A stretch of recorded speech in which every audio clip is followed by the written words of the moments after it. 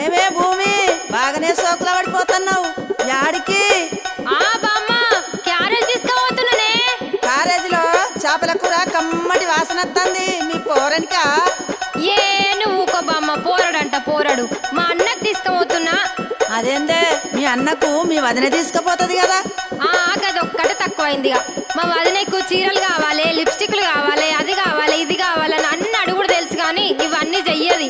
అవునా? ఏం పనులు చేయదా మీ వదినే? ఇంతకు ఏమేమి అడుగుతుందో జర చెప్పరాదు.